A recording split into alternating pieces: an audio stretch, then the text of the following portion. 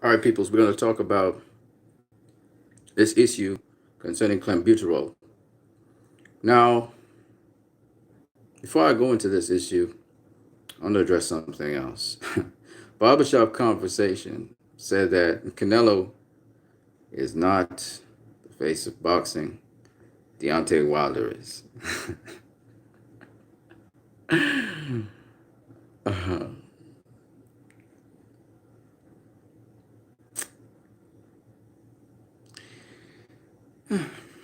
it is what it is. It is what it is. We're going to we're going to go into this issue. I just thought I'd give you guys a joke, a sense of humor first before I go into what we're going to talk about. This is a very interesting topic because of the WBC's ruling of recent times. I'm going to go into some detail about it.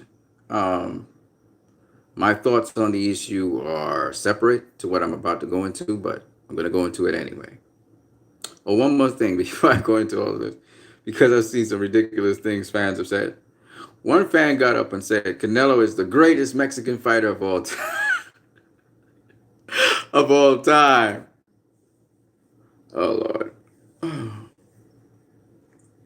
I've heard some real stupid things, one way or the other, from fans. And I don't know how they managed to get these really ridiculous thoughts out of their minds, but I would like to at least know the reasons behind what they're saying. You know, maybe it's not as ridiculous as we think. Another person, just before I go into this issue, talked about how Adrian Broner has fought better opponents than Canelo Alvarez, win, lose, or draw. That statement at face value sounds ridiculous, but let's just think about it for a second before I go into what I'm going to talk about. Adrian Broner has faced Manny Pacquiao, Jesse Vargas, Sean Porter. Uh, he's faced Marcus Maidana, Paulie Malignaggi. Think about these names. This is some incredible stuff right there, right? He's also faced guys like DeMarco, when DeMarco was really something, Ponce de Leon, when Ponce de Leon was something. He also faced Alec Verdiev, where he won his title from. Um, who else? But he faced a number of pretty good fighters, when you think about it. Win, lose, or draw, he faced a number of pretty good fighters. Canelo has faced Floyd Mayweather, Austin Trout, Sergey Kovalev, Miguel Cotto, Triple G, Danny Jacobs, Shane Mosley. These are all incredible fighters. Some are Hall of Famers. When I thought about it, I said to myself, Adrian Broner's not that bad, though. He's faced some pretty good opposition for his career. If he had beaten some of the opposition, he'd have a Hall of Fame career already. So, Adrian Broner dared to be great. No matter what you think about him, he dared to be great. He fought Mikey Garcia. He's fought some great names. He's fought some great names. Just saying. Food for thought. I still think Canelo's opposition is better than Adrian Broner's, but it's still something that's not that far out there when you think about it. So let me go into this article. This is an article that was on the Bloody Elbow back in March 30th of 2018. And it was written by Ian Kidd, debunking the misinformation around Canelo's clenbuterol positives. Now, there's several articles out there, but I want to use this one because it kind of summarizes what some of the different articles have been saying. Saul Canelo Alvarez gave 2 samples to the Voluntary Anti-Doping Agency, or VADA.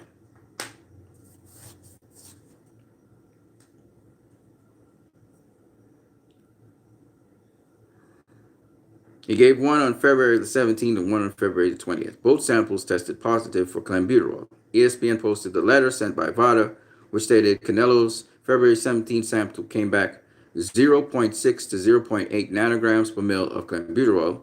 And February 20th, sample came back with 0.06 to 0.08 nanograms per mil of clenbuterol. Now, here are some potential explanations for the results. The two potential explanations for Canelo's test results. The first is the explanation his camp has put forward. The positive test is the result of tainted meat, which is a serious and well-documented issue in Mexico. In fact, a majority of players at a FIFA tournament in Mexico tested positive for clenbuterol due to tainted meat in 2011. Results below 1 nanogram per mil, like Canelo's, are commonly caused by contaminated meat. Water itself said the following about samples from the Beijing 2018 Olympics. All the values were below 1 nanogram per mil, therefore in the range of potential meat contamination cases. Dr. Daniel Eicher, head of the World Anti-Doping Agency, WADA, accredited SMRTL lab, agreed that Canelo samples were within the range expected for tainted meat, stating these values are all within the range which is expected from meat contamination. Further investigation is needed to make a final determination.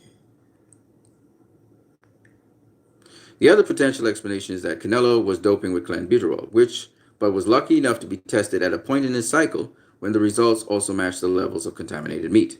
This also fits the evidence. And just for people who don't know, you use clenbuterol in 2-week cycles. All right? And it comes out of your system rather quickly. The fact is, there's no evidence that can't be explained by contaminated meat and no evidence against contaminated meat explanation. That doesn't mean contaminated meat is the only possible explanation, though. But how would USADA have handled Canelo's case? This is how USADA handles these cases in the UFC. Several UFC athletes have been tested positive for clenbuterol. And where these athletes have shown they were in a region with issues of contaminated meat, and where they had results consistent with contaminated meat, they received a finding of no fault. A no fault finding essentially means the incident is not treated as a positive test at all, and no punishment is given. Brandon Moreno's case, Li Jingliang's case, and Ning Guanyu's case, and others all ended up with a finding of no fault.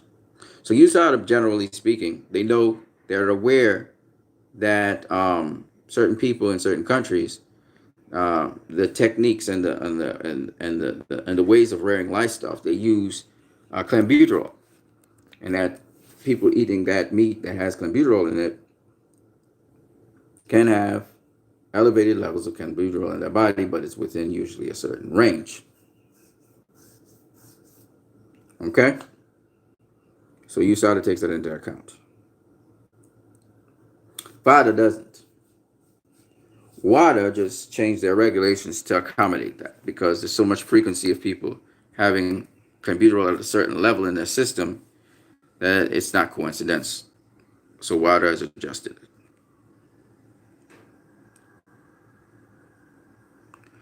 Now, this is the problem with testing. The test used to detect clenbuterol in urine cannot distinguish between contaminated meat, clenbuterol from contaminated meat, and deliberate ingestion, nor can any scientifically validated test.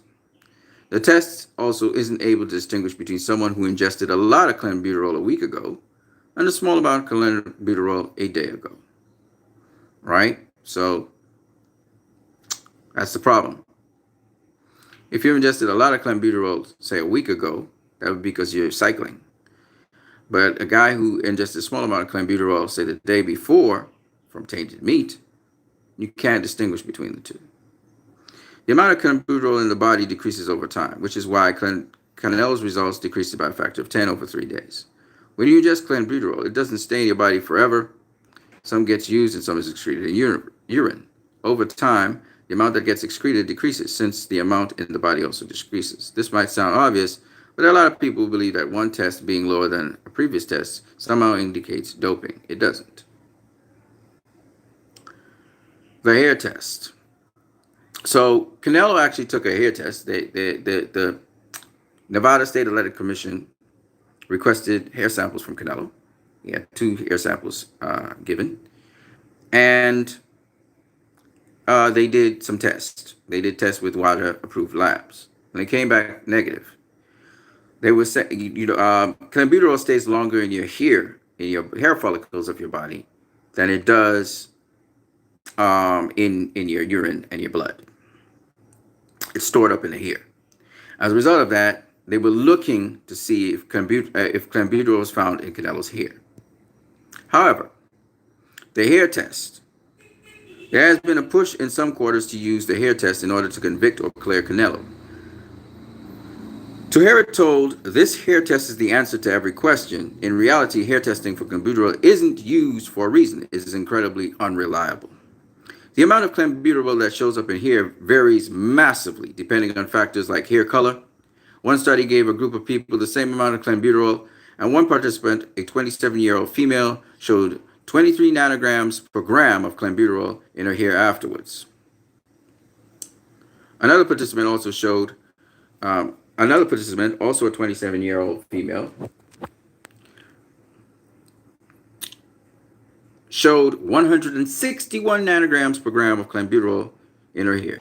They took both exactly the same amount, but one had 7 times as much in her sample. The suggested reason for this discrepancy: women had different color hair. This hair color discrepancy was supported by other data in the study. That might sound ridiculous, but other studies have shown the same thing. However, in another study with more participants, they found that even among subjects with the same color hair, the variation is still large. Despite every subject having hair listed as brown or dark brown,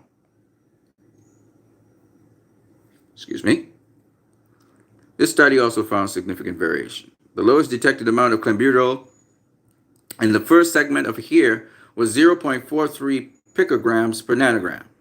The largest amount was 4.76 picograms per nanogram. Both these subjects had hair class as brown, and both took the same amount of clenbuterol in the same way. That's a difference of an entire order of magnitude.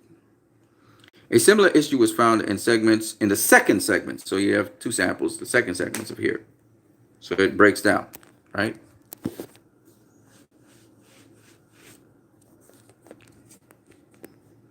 Okay. In the second segments of hair, which ranged from a detected amount of 0 picograms per nanogram to 0.8 picograms per nanogram. Tests that have results varying by so much, even under controlled conditions, are not reliable tests. The idea that they would somehow give us the information we need to determine if Canelo accidentally or deliberately ingested clenbuterol is ridiculous. So even though they said he came up negative on the test for clenbuterol after he submitted his hair samples, which was, I think, a couple weeks after the fact. Even after that, that does not confirm that he did not ingest clenbuterol. Now, the idea is that if clenbuterol stays around in your system, but again, it varies. The test is not reliable. So as much as they try to clear him with the hair test, you can't really be cleared by that. So it's still left up in the air that if Canelo actually ingested clenbuterol a couple weeks before, and this is the residue of it, or if it was that he went to a restaurant, ingested clenbuterol, and when he was sampled the next day, these results came up. So I can't really say, but what I can say is this. The WBC decided to raise the level of clenbuterol above 1 nanogram per mil. So anything above 1 nanogram per mil or 1 nanogram per mil or above is considered contaminated. Considered deliberate ingestion. So that below 1 nanogram per mil, especially in countries where tainted meat is an issue, they're allowing the athletes to proceed because guys like Ray Vargas, he don't got no power. By the way, just for people to know, clenbuterol is used for producing lean muscle. So they had the cows have more lean muscle for the meat. So that's why they use clenbuterol. So guys like Ray Vargas, slim guy, why would he want to put on lean muscle? See, because that's what it's all about. It's about helping you to put on lean muscle. And Ray Vargas is skinny as fuck. He ain't put on no lean muscle. So the levels of clenbuterol there are negligible. They don't help to they don't go through your entire system like that and so on. But you have to cycle with this thing. So you do 2 weeks on, 2 weeks off, and so on and so on. Um, so the guys who were caught using tainted meat, guys like Ray Vargas, Francisco Vargas, we know, also was another guy. We have some other guys. Let me see if I can get them here. 1 second.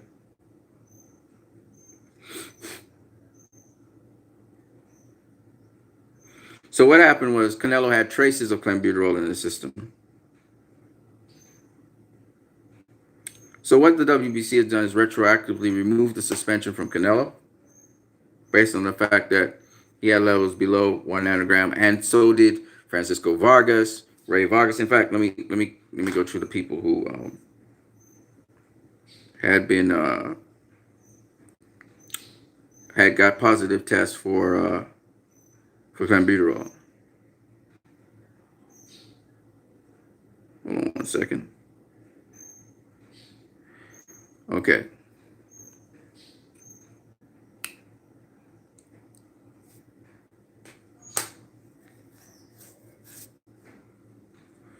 And it's interesting that USADA actually doesn't actually take on.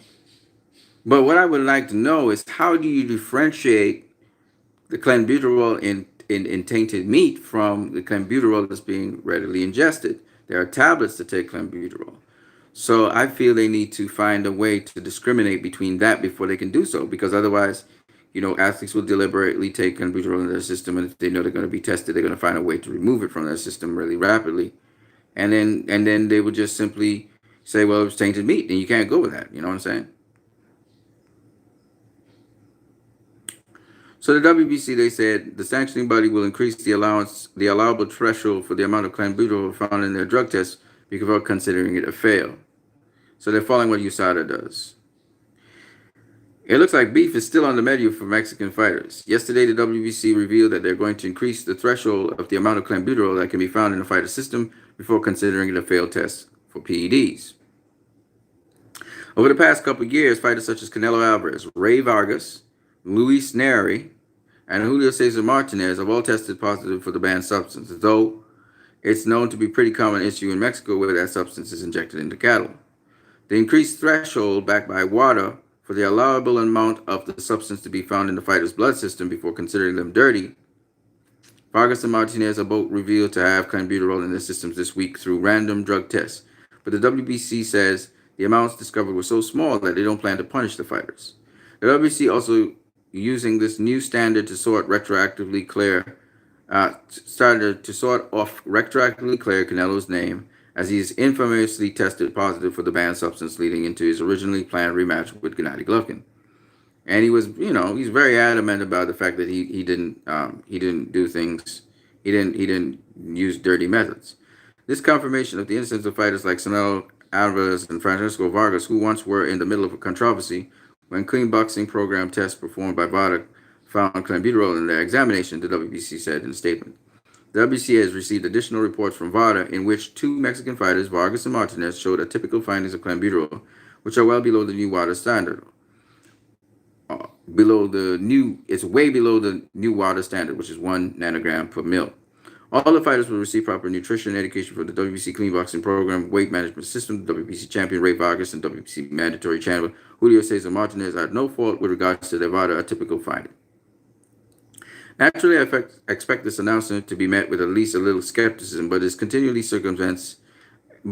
continually circumvents the unnecessary cancellation of fights and the cloud of suspicion that hangs over fighters unjustifiably, I suppose it's not such a bad move. The thing about it is, let me make it abundantly clear. They need to. You can't just do that. You can't just look at a level and say arbitrarily that, this is the level, below this level, usually you have tainted meat.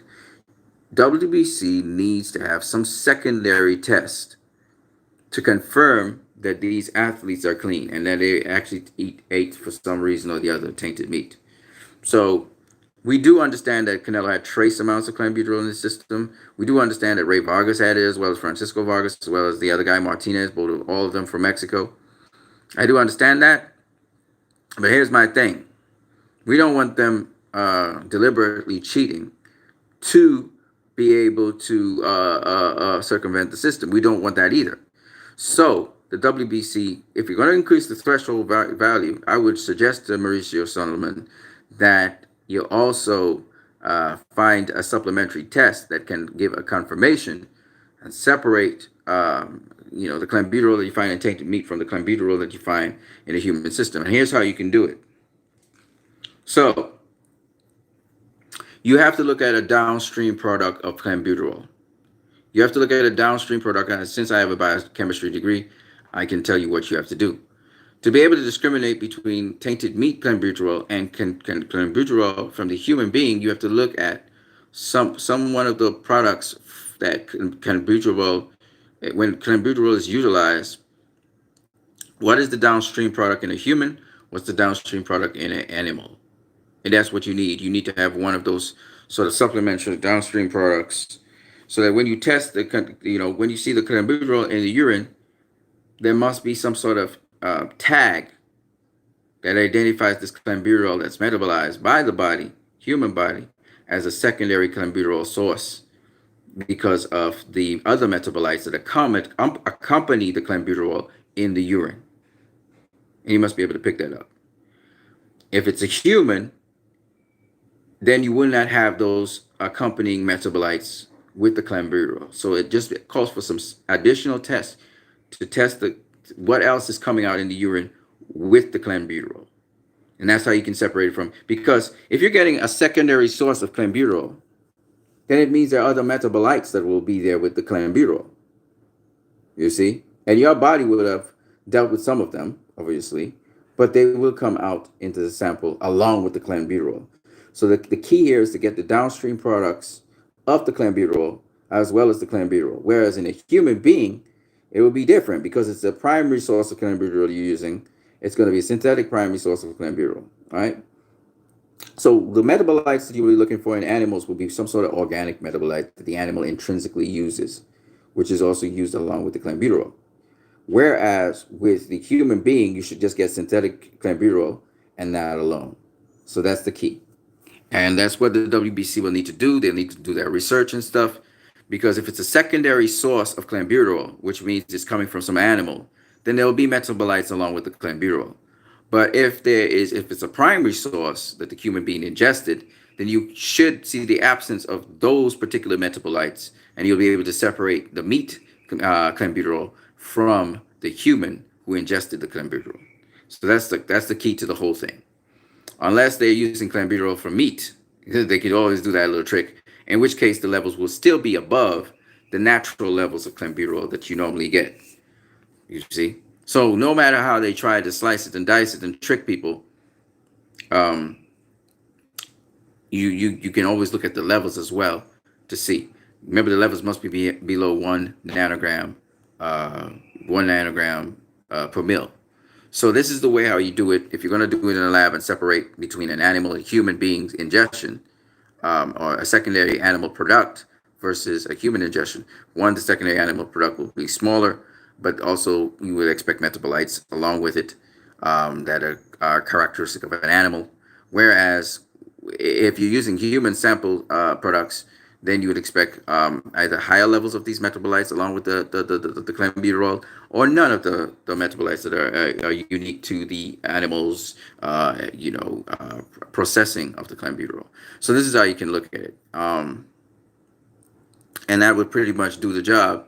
And they'll just have to do their research and homework. But you can't just lift the levels of clenbuterol or the detection rate of clenbuterol. Because I guess you would have 0 clenbuterol in your system if you're clean, right? But if you got anything above 0, then they say, okay, something happened, you ingested clenbuterol. So I get it. It's not an all or nothing thing. But what I'm saying is that increasing the levels to just 1 nanogram per mil, like we realize people have different metabolisms, they have different ways of doing things. So you want to be able to have some sort of concrete established test that says, okay, this was tainted meat. That's what you want to really do. The air samples is not reliable, so I wouldn't go with that. But I would go with looking at metabolites, looking at downstream products of clenbuterol processing. And from there, you can look at, if you directly process the clenbuterol, what would happen? If you're eating a secondary source from an animal, what would happen? and that's the best way to do it. All right, people, I'm out of here. Uh, if you guys have any more comments and so on, share them with me. But I'm what you need. You're watching my channel. If you like this video, don't forget to share, subscribe, donate, and donate via Western Union or MoneyGram. You can check me for details. Until then, I'm out, people. Peace. Oh, what's my view on this Canelo situation? WBC's ruling on it.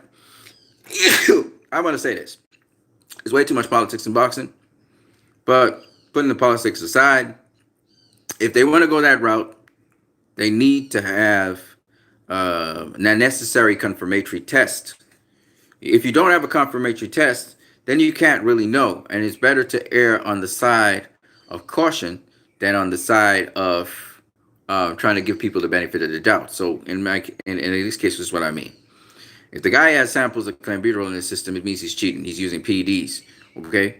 We can either err on that side, but if we wanted to say we want to level the playing field, make it more fair, we can do this. We can have a confirmatory test to see if there was actually clenbuterol from tainted meat like they're alleging, or if it is clenbuterol from them ingesting. If you're going to do a rule where you're going to raise the levels of clenbuterol that are found in the system, whether it's trace or otherwise, there's a possibility this person was cheating, that they could have been at the end of their cycle. That's why the clenbuterol levels were so low.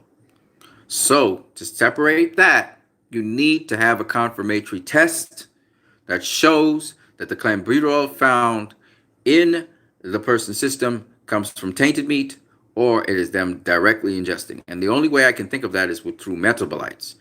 When you're processing a compound from a secondary source, there's going to be metabolites that accompany it in ingestion and also passing through your urine and your blood. If this was a primary source, then you will only have that. You won't have the metabolites, and whatever downstream metabolites that happen in your system will be of higher levels than the ones from the secondary source. So this is a way how you can proceed with it and successfully identify. In other words, you'll have a ratio of clenbuterol to the metabolites.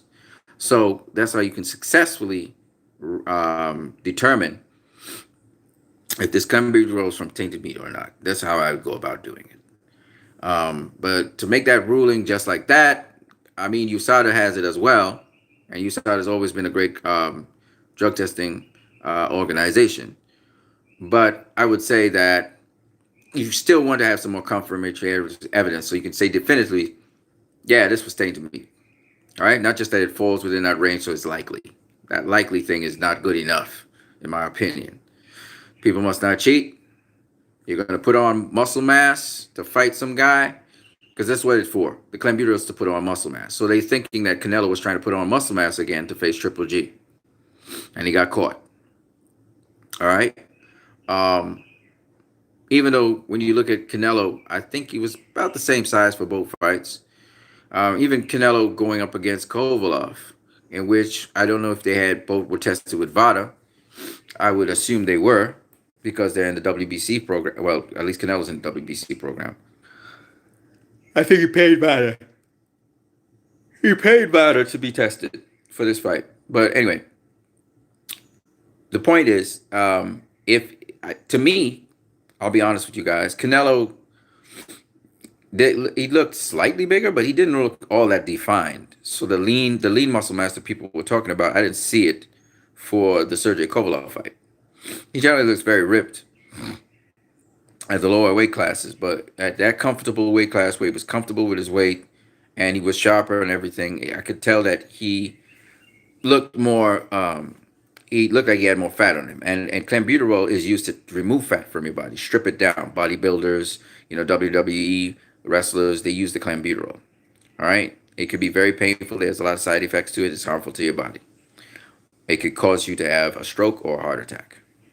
But besides that, I'm just saying, it didn't look like Canelo was using clenbuterol then. It didn't look like he was using clenbuterol for the second fight. It could have been that he was using clenbuterol for the first fight. See, I'm one of those guys, as much as I'm a Canelo fan, I don't know if he was cheating or not. I can't vouch for him. But that's what I'm saying. You need to have these precautionary tests so that you can really tell if a fighter was actually using clenbuterol or not. He's adamant that he was never cheating. I don't know. So that's how where I stand until they do a confirmatory test that clears him of that clenbuterol thing. The hair follicle test is not reliable. Okay, it's okay that he found negative of it, through the hair sample test, but it's not reliable. So I wouldn't use that. I would use something else that distinguishes clearly meat contamination clenbuterol from ingesting clenbuterol. That's how I look at it. And we all know these top tier fighters, they take something. Maybe it's not illegal, but they take something. So that's what I have to say about that. I hope you guys enjoyed this video. Leave your comments in the comment section below. Don't forget to subscribe, share. And if you want to, you can also donate to my channel via Western Union or MoneyGram. Thank you guys for listening. I thank you guys for also hitting the thumbs up button. You guys have a great one. Peace.